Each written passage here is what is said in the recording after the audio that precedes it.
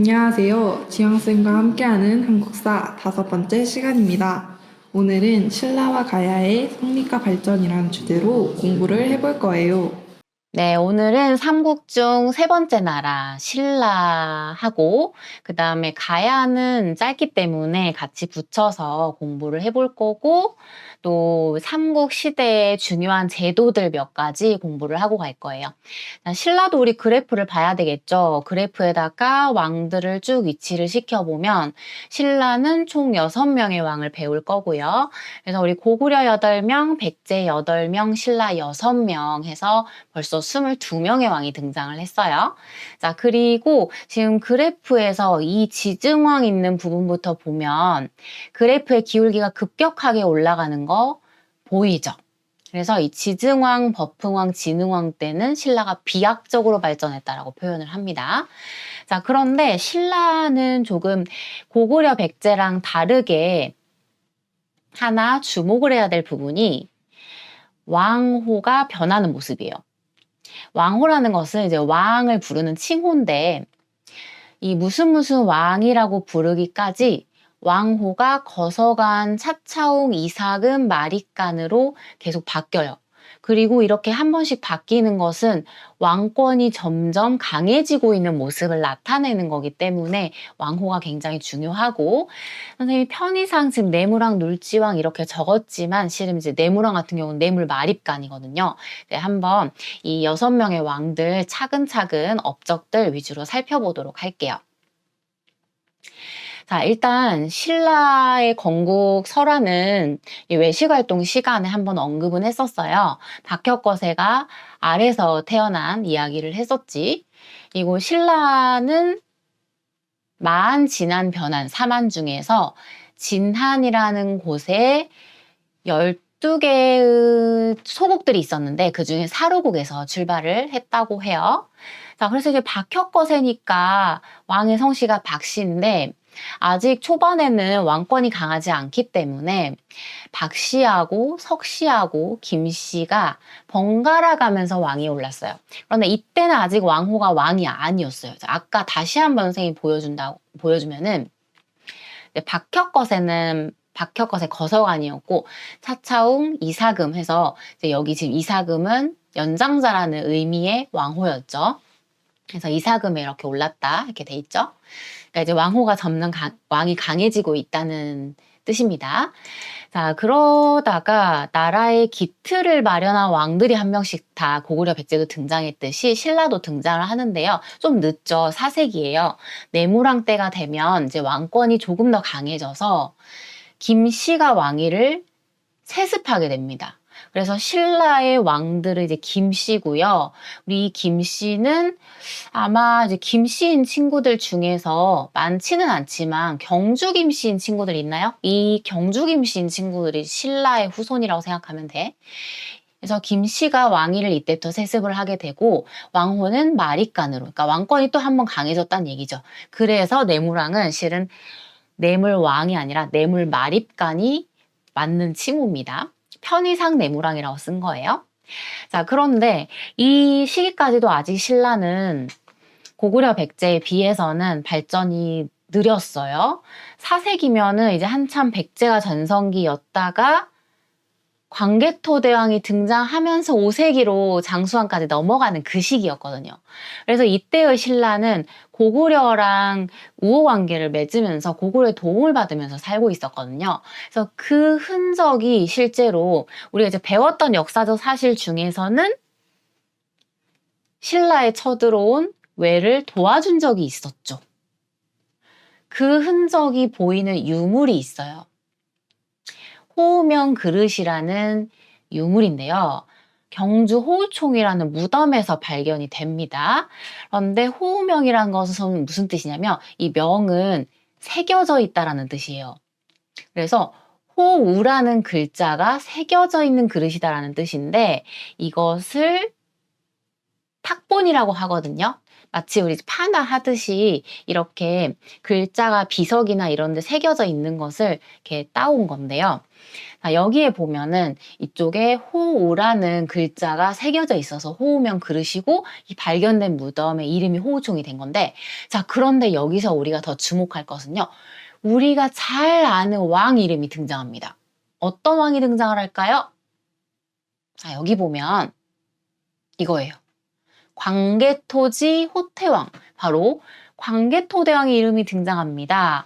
우리 신라의 수도 경주에서 발견된 그릇에 광개토대왕이 등장하다니 이거 어떻게 된 일일까? 하지만 여기에 왜 이 그릇이 여기에 오게 됐는지는 기록이 나와 있지 않기 때문에 정확하게 밝혀지지는 않았지만, 이 당시 광개토대왕이 이 외를 물리쳐준, 신라를 도와준 그 사실과 함께 굉장히 신라하고 고구려가 관계가 깊었구나라는 것을 보여주는 유물 고르시오라고도 되게 많이 나와요. 그래서 이거 매우 매우 중요합니다.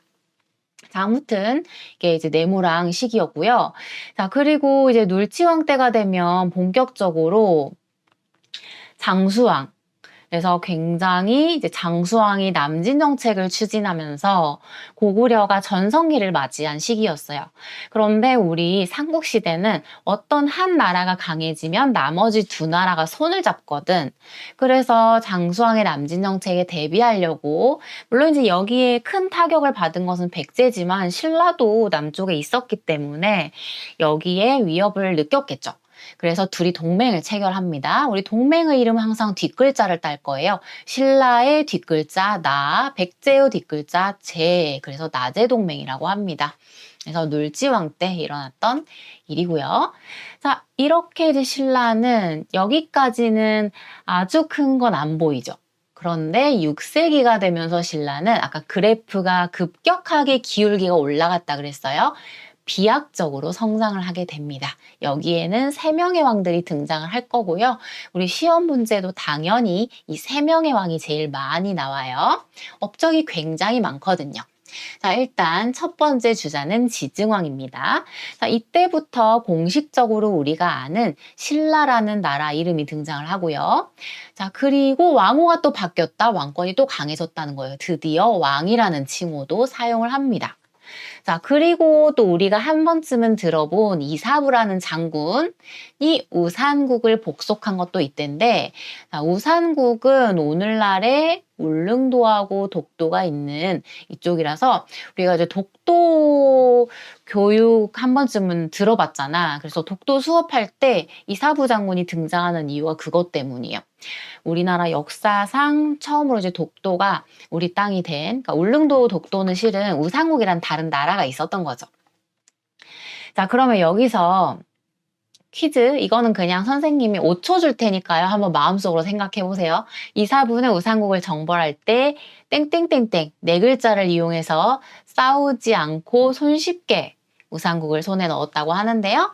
과연 이사부는 무엇을 이용했을까? 5초. 마음속으로 생각해 볼게요. 자, 정답은 바로 이겁니다. 나무사자예요.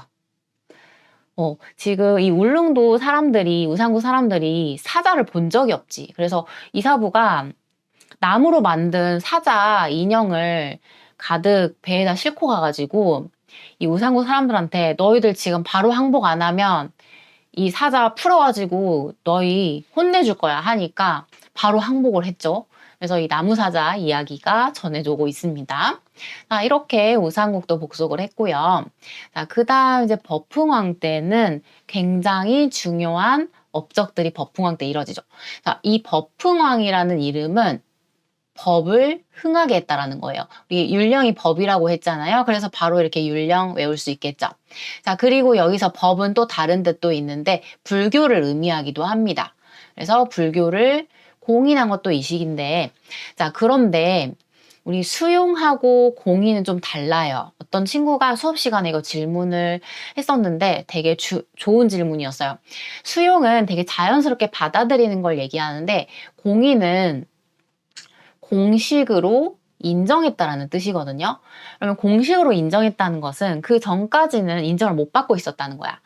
우리 고구려나 백제 같은 경우는 보통은 이제 4세기 정도면 이미 100년 전에 고구려랑 백제는 불교가 들어와서 인정을 받고 수용이 됐는데, 신라 같은 경우는 왕권이 좀 약했잖아요. 발전이 좀 느렸기 때문에 귀족들의 힘이 되게 세요. 그래서 신라도 진작에 불교가 들어왔는데 불교는 왕권 강화를 하는 거기 때문에 귀족들이 계속 반대를 합니다. 그래서 거의 100년 동안 이걸 못 받아들이고 있는데 이제 조금 왕권이 강해졌잖아요. 버풍왕이 불교를 수용을 하고 싶은데 자꾸 귀족들이 반대를 하니까 이차돈이라는 신하가 그러면 저를 희생하십시오 해가지고 이차돈이 일부러 불법을 저질러. 그래서 이차돈을 여기 보면은 이제 이게 버풍왕이거든요. 그래서 이차돈을 잡을 수밖에 없었겠지. 불법을 저질렀으니까. 그래서 이차돈을 처형을 하게 됩니다. 그래서 지금 이차돈 여기 있거든요. 조금 어떻게 보면 그림이지만 잔인한 그림이거든요. 이차돈 이제 목을 쳤어요. 목을 쳤는데 하늘에서 막 꽃비가 내리면서 목에서 흰 피가 솟구쳐 올랐다. 이런 내용이 삼국유사라는 책에 실려 있는데 이 이차돈의 순교를 본 이차돈 목에서 막 흰 피가 솟구쳐 오르고 이런 걸 본 귀족들이 안 되겠다, 이거 받아들여야겠구나 해가지고 불교를 수용하게 됐다는 이야기예요. 그래서 이제 공인이라는 것은 공식으로 인정을 받았다. 그동안 인정을 받지 못했는데 이런 뜻입니다. 자, 그리고 이제 버풍왕 때는 강하잖아요. 나라가 많이 강해졌죠. 그래서 가야 중에서 금관가야를 이때 멸망을 시킵니다. 자, 그리고 그 다음 왕인 진흥왕 때가 되면 신라는 전성기를 맞이하게 됩니다. 자, 이 진흥왕은 여러 가지 업적들이 있는데 황룡사라는 절을 세워요. 이 황룡사라는 절은 지금 보는 것은 그래픽이에요. 왜냐면 이 가운데 있는 탑 되게 멋지죠. 이 탑은 그 뒤에 다른 왕 때 만들어진 건데 황룡사 9층 목탑이라고 합니다. 당시에 동양에서는 가장 큰 탑이었고 이 황룡사 자체도 굉장히 큰 규모의 절이었다고 합니다. 그런데 나중에 몽골의 침입으로 불타버린 너무 안타까운 문화재예요. 이거 남아있었으면 너무 좋았을 것 같은데 아무튼 이제 그게 황룡사고요. 진흥왕은 이제 본격적으로 나라가 강해졌고 신라가 전성기를 맞이했으니까 본격적으로 우리 전성기 왕들 공통점 영토를 넓혀야 되겠죠. 그러면 영토를 넓히려면 군사력을 강화해야 되겠죠. 그런데 막 새로 군대 뽑아가지고 훈련시키고 하면 시간이 오래 걸리잖아. 그런데 신라에는 굉장히 좋은 장치가 하나 있었어요. 화랑도라는 것인데 이거는 선생님이 디디인 영상 수업 시간 테스트에 낼 거거든요. 화랑도가 뭐냐면 꽃 화자의 소년 랑자예요. 그러니까 꽃미남 미소년들 단체인데 원래 이제 이거는 마치 자율 동아리처럼 자율적으로 만들어진 청소년 단체였어요. 근데 이제 얘들은 평소에 막 같이 공부도 하고 무술 훈련도 하고 하면서 수련을 하는 애들인데 이 규칙 중에 임전무태가 뭐냐면 전쟁에 임해서 물러서지 않는다라는 뜻이에요. 그러니까 굉장히 이제 정신으로 무장된 그런 애들이니까 진흥왕이 이제 이것을 국가적인 조직으로 재편을 해가지고 그대로 이제 군사력으로 활용을 하는 거죠. 그래서 우리 유명한 화랑이 되게 많거든요. 한 번쯤 들어본 사람들 2명은 들어봤죠? 이 황산벌의 계백 맞서 싸운 관창 이야기 알죠? 그다음에 김유신, 말목자른 김유신 알죠? 자, 이 사람들 신라가 삼국통일하는데 나중에 굉장히 기여를 하게 되는 화랑도라는 이 단체에 진흥왕이 이제 이거를 국가 조직으로 만들었던 거고요. 자, 그렇게 해서 이제 진흥왕은요, 백제 성왕하고 힘을 합쳐서 한강 차지한 그 사람이 바로 진흥왕이에요. 그래서 반씩 이렇게 나눠 가졌다가 진흥왕이 보니까 백제 한번 해보겠는데 해서 성왕 뒤통수 치죠. 그래서 한강 다 차지해버립니다. 그래서 이제 성왕이 다시 되찾으려고 이 신라랑 싸우게 되는데 관산성 전투에서 성왕이 전사를 하고 결국은 다 뺏기게 되는 거죠.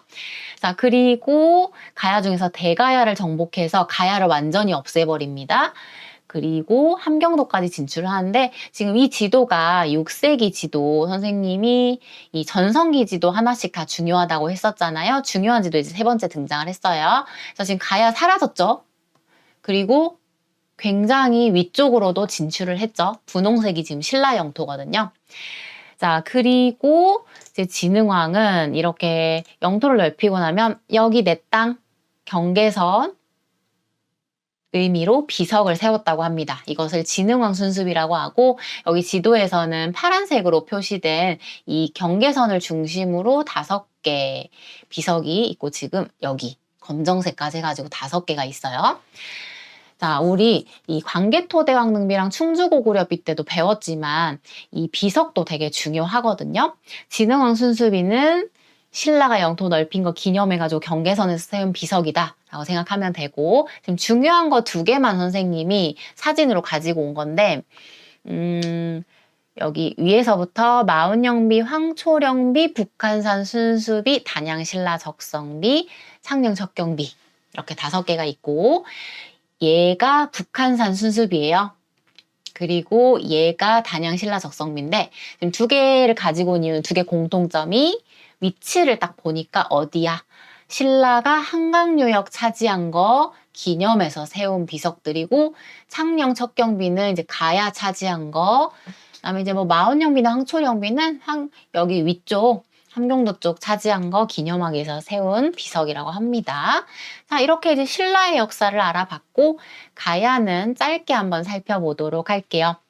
가야는 일단 신라랑 백제 사이에 끼어 있다 보니까 발전이 아무래도 느릴 수밖에 없었어요. 건국설화 우리 이것도 외시활동 때 한번 등장을 했었는데 역시 알에서 태어나죠. 근데 알이 무려 6개. 가야는 6개의 가야가 있었고 여기서 맨 처음 태어난 아이가 김수로. 그래서 이 김수로가 세운 금관가야가 맨 먼저 태어났기 때문에 6개 가야 중에서 대장이었다고 생각하면 돼요. 김수로는 아마 아까 경주김씨보다는 김해김씨가 더 많을 거야. 김해김씨의 시조가 김수로이기도 하죠. 자, 그런데 이 6개의 가야, 그 다음에 이 대장 처음 태어난 거 이게 뭘 의미하냐. 이 가야는요, 사만 중에서 변한에 12개의 소국이 있었는데 이 소국들이 연맹을 만들어요. 그러니까 우리 중앙집권국가 단계를 못 가고 연맹왕국 형태로 6개의 가야가 연맹을 맺은 단계거든요. 근데 그 중에서 대장이 금관가야고 이 대장은 또 바뀔 수도 있잖아요. 나중에는 대장이 대가야로 바뀌는 거예요. 자, 일단 이제 금관가야 같은 경우는 가야 연맹 전기에 주도를 했고 바다가 있으니까 교역에도 유리했는데 이 변한의 특징이 질 좋은 철이 많이 났잖아. 그래서 이것을 수출도 하고 하면서 굉장히 번성을 했던 나라예요. 그래서 이런 철로 된 유물들도 되게 많이 발견이 되고 있고요. 그런데 광개토대왕이 신라 도와주러 왔다가 가야 건드리고 왔다 그랬죠. 그래서 이 한 번 펀치에 타격을 입어가지고 쇠퇴를 하게 돼요. 그러면서 대장이 바뀌게 된 거죠. 그래서 조금 더 방어에 유리한 대가야 쪽이 이제 그 다음 후기 가야 연맹의 대장이 되고요. 여기는 이제 농사도 되게 잘 됐고 철도 여기도 많이 나는 곳이었고 해서 굉장히 잘 나갔던 나라고 그것을 보여주는 것이 이 대가야 왕들의 무덤이 규모가 굉장히 커요. 그리고 특이하게 이렇게 능선을 따라서 엄청 큰 규모의 고분군들이 있고 거기 이제 금관도 출토되고 한 모습들을 볼 수가 있죠. 자, 그런데 가야는 결국은 중앙 집권 국가로 합쳐지지 못한 채 백제랑 신라 사이에서 샌드위치처럼 끼어 있다가 아까 한번 등장을 했었죠. 금관가야는 버풍왕한테 멸망하고 대가야는 진흥왕한테 멸망을 하면서 결국은 신라에 다 병합돼서 멸망해버리고 마는 역사를 가지고 있어요. 그래서 드디어 우리가 고구려 백제 신라 가야까지 역사를 쭉 알아봤고요. 자, 그러면 이제 모든 나라 왕들까지 공부를 했으니까 이제 김수로까지 해가지고 23명 나왔습니다, 총. 그래서 이제 우리는 삼국의 제도 중에서 좀 눈여겨봐야 될 제도들 몇 가지 보고 갈게요. 자, 일단 세 나라 모두 왕권이 강해졌다고는 하지만 귀족들도 힘이 세기 때문에 귀족들끼리 모여서 회의하는 게 있었어요. 고구려는 제가회의, 우리 도레미마켓 때문에 제가회의는 안 잊어버릴 것 같아요. 그리고 정사회의 백제는, 그리고 신라는 화백회의라는 게 있었대요. 근데 화백회의가 조금 독특해서 소개를 할 건데, 자, 이게 신라 화백회의의 모습이에요. 10명의 귀족들이 모여있고, 그 중에 회의를 이끄는 의장은 상대등이라는 귀족 대표였어요. 그런데 이제 만약에 어떤 안건을 결정하려고 할 때 이거 찬성하냐 반대하냐 하면은 어떻게 투표로 결정을 하냐면 이 가운데에다가 찬성인지 반대인지 패를 던져요. 패를 던져가지고 보통 우리 다수결이잖아요. 그런데 화백회의는 만장일치였대요. 10명 다 찬성표를 던져야 찬성으로 통과를 하는 만장일치 제도였다고 합니다. 자, 그 다음 두 번째, 관등제랑 관리들의 등급을 매기는 거죠.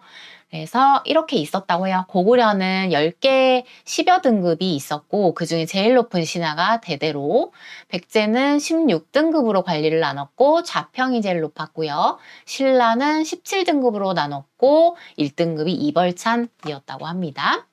자, 그리고 이 삼국의 제도 중에 또 중요한 게 신라가 나옵니다. 신라의 신분제도 마치 우리 인도의 카스트 제도처럼 굉장히 엄격한 신분제도가 있었다고 하는데, 자, 이거 선생님이 수업 시간 디딤 영상 테스트에 낼 거예요. 이거 꼭 외워오세요. 골품제라는 것이 있었대요. 골은 뼈 골자고요. 뼈에 따라서 등급을 매긴다. 그래서 이제 혈통에 따라서 신분의 서열을 매긴 신분제도라고 하는데, 이게 거의 이제 우리나라의 카스트 제도라고 할 정도로 가장 현재 있었던 우리나라의 엄격한 신분제도라고 합니다. 자, 일단은 골이 두 개가 있어요. 성골은 왕족이고요. 진골은 높은 귀족입니다. 그리고 그 다음 두품이 6개가 있는데, 6두품, 5두품, 4두품까지는 이제 귀족들이고 4두품으로 갈수록 낮아집니다. 3에서 1두품까지는 농민이에요. 그래서 골과 품으로 돼 있기 때문에 골품제라고 부르는데, 아까 신라가 17등급의 관리 등급이 있었다고 했잖아. 이건 이제 관리 등급이고 신분은 진골 6두품, 5두품, 4두품이 귀족이잖아요. 그런데 진골은 1등급까지 승진을 쭉 할 수가 있는데 6두품은 6등급까지 승진을 하고 나면 아무리 잘해도 더 이상 올라갈 수가 없어요. 5두품은 10에서 끝나고 4두품은 12에서 끝납니다. 관리들이 입는 옷 색깔도 달라졌고요. 그리고 심지어는 이렇게 끝나지 않고 생활 모습에도 달라져요. 지을 수 있는 집의 재료라든지 집의 크기라든지 가질 수 있는 말의 개수 같은 것도 다 제한이 들어갑니다. 그리고 카스트 제도처럼 같은 신분끼리만 결혼을 할 수 있고 입는 옷의 재질, 그 다음에 그릇의 재질, 수레의 크기, 그러니까 이건 뭐 지금으로 치면 뭐 자동차 크기 정도 되겠죠. 그래서 굉장히 엄격했던 신분제, 신라의 골품제도라는 제도가 있었다고 합니다. 물론 고구려 백제도 신분제도가 있었지만 신라가 워낙 엄격하기 때문에 신라의 골품제만 기억을 할 거고요. 자, 오늘도 마찬가지입니다. 디딤 영상 퀴즈는 처음 인사 멘트 한 친구 누구인지 비밀 댓글로 달아주시고요. 오늘은 조금 신라 가야의 제도까지 하느라고 외울 게 좀 많았거든요. 그래도 오늘 왕은 7명밖에 등장 안 했으니까요. 공부 좀 더 해가지고 수업 시간에 만나도록 할게요.